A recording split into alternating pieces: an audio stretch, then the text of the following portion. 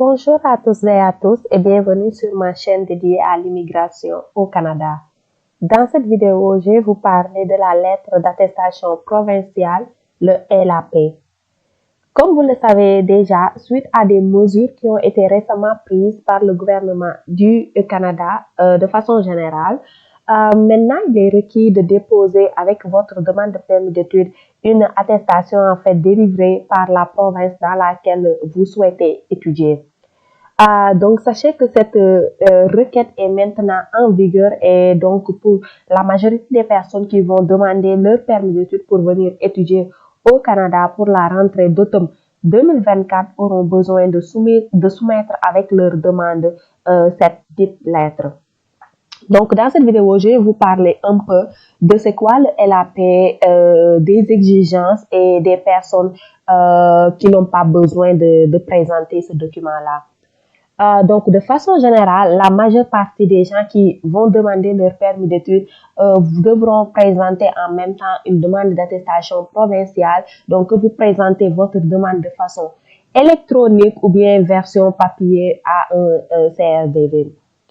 La durée de validité du LAP, donc, de façon générale, dans le document LAP, il n'y aura pas une date limite de validité. Par contre, si c'est écrit, c'est fort probable que ce soit jusqu'au 21 janvier 2025, donc la date de fin de la restriction du nombre d'étudiants étrangers au Canada. Tout de même, il se pourrait que cette date soit prolongée. Donc, si votre école de destination se situe hors du Québec, vous pouvez contacter votre établissement d'enseignement pour avoir plus de renseignements par rapport à comment demander votre lettre d'attestation provinciale. Par contre, si votre école est au Québec, c'est fort probable que la lettre d'attestation et de façon générale va être un peu liée avec le CAQ parce que la province du Québec, en fait, était la seule province qui, d'une façon, en fait, donnait une lettre d'acceptation pour les demandes de permis d'études, de travail ou peu importe à travers le CAQ, donc, ou bien le CSQ. Donc, si vous comptez étudier au Québec, vous avez tout de même besoin d'avoir le CAQ.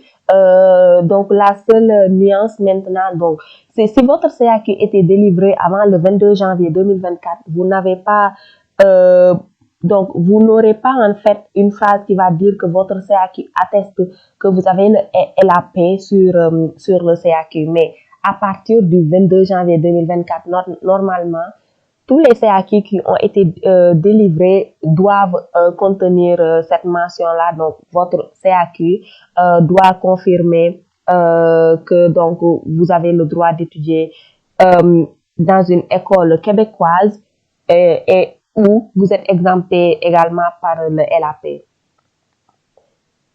Donc, éventuellement, j'ai fait plein de vidéos là-dessus aussi pour comment déposer le CAQ. Donc, vous pouvez les visionner. Ça va vous aider à présenter votre CAQ. Mais normalement, la procédure va rester telle qu'elle.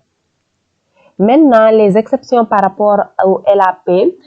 La majorité des personnes qui viennent souvent au Canada viennent pour les études de la licence et du DEP. Donc, pour les gens qui vont à l'université premier cycle, ils auront en général tous besoin du LAP. Pour les gens qui viennent pour les études de deuxième cycle, ils sont exemptés du LAP, donc ça veut dire qu'ils n'ont pas besoin de fournir le LAP dans leur demande. Pour les gens qui viennent pour le cégep ou des études en dessous de certaines formations, il y a des nuances. Donc, par exemple, vous n'avez pas besoin de présenter votre lettre d'attestation provinciale avec votre demande de permis d'études. Si vous présentez une demande pour fréquenter un établissement préscolaire, donc pour les enfants, les écoles primaires, c'est la maternelle aussi, les enfants. L'école secondaire, donc jusqu'à la 12e année, donc c'est un peu plus bas que peut-être ce que les étudiants étrangers vont faire ici. Donc, pour ces personnes-là aussi, ils n'ont pas besoin du LAP. Ou bien si la personne va fréquenter un programme de formation professionnelle au Québec menant à l'obtention d'un des éléments, donc un DEP, un ASP ou un AEP. Donc, beaucoup d'étudiants étrangers vont faire, dans certains cas, un cumul du DEP et du AEP. Donc, si par exemple, vous venez principalement pour le DEP, vous n'avez pas besoin de fournir ou de joindre le LAP sur votre demande de permis d'études.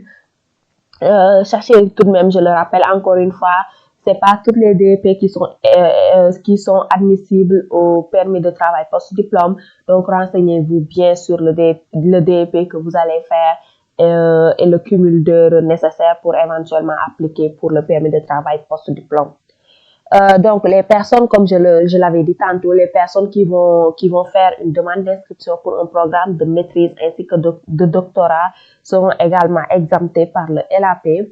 Donc, si vous êtes entré au Canada et que vous vous trouvez dans une des situations décrites sur le paragraphe 215.1 du règlement de l'immigration et de la protection des réfugiés, donc vous n'avez pas également besoin de fournir le LAP dans votre demande. Donc, une des situations, c'est par exemple si vous aviez déjà votre permis d'études, que vous êtes déjà au Canada et que vous présentez une demande de prolongation de permis d'études. Donc, dans ce cas-là, vous n'en avez pas besoin. Donc, si vous avez déjà un permis de travail, vous n'en avez pas besoin. Si vous êtes un résident temporaire en visite ou un étudiant faisant partie d'un échange, donc vous n'en avez pas besoin également. Si vous êtes un résident temporaire ayant terminé un cours ou un programme d'études qui est conditionnel à l'acceptation, donc les cours préalables, entre autres, donc vous n'en avez pas également pas besoin parce que vous êtes déjà sur le territoire canadien. Ou bien si vous faites l'objet d'une mesure de renvoi du Canada, donc en général aussi, ça c'est quand même assez légal et plus, je ne vais pas trop rentrer dans ça. Donc, si vous êtes titulaire d'un permis de séjour temporaire, vous n'en avez pas besoin. Si vous êtes une personne protégée, vous n'en avez pas besoin. Si vous êtes admissible à la résidence permanente, vous n'en avez pas besoin. Donc, je vais vous laisser quand même lire à travers les exceptions, mais de façon générale, sachez que toutes les personnes qui vont venir au Canada pour faire un DEP, un ASP, entre autres, n'ont pas besoin de fournir un LAP. Tout de même, gardez en tête par rapport aux exigences du permis de travail post-diplôme si vous faites le DEP. Les personnes qui vont venir à l'université première cycle, donc pour un baccalauréat, un certificat, entre autres, ils auront besoin du LAP, donc ils doivent fournir le LAP. Pour les étudiants qui vont venir pour les études de maîtrise et de doctorat, ils n'ont pas besoin de fournir le LAP dans leur demande. Pour les gens qui vont venir pour faire leurs études en DSS ou donc toutes les autres trucs de deuxième cycle, mais qui sont pas de type doctorat ou maîtrise, ces personnes-là auront besoin du LAP. Et donc, pour les gens qui vont venir faire un DEC, ils auront besoin du LAP. Donc, c'était ça que j'avais pour vous aujourd'hui. J'espère que vous allez apprécier la vidéo. N'hésitez pas à mettre des questions en commentaire. Ça me fera plaisir de vous répondre. Je sais que j'ai pas été trop fréquent récemment, mais je vais essayer de publier plus fréquemment dans le futur. Donc, je vous dis merci beaucoup et à très bientôt.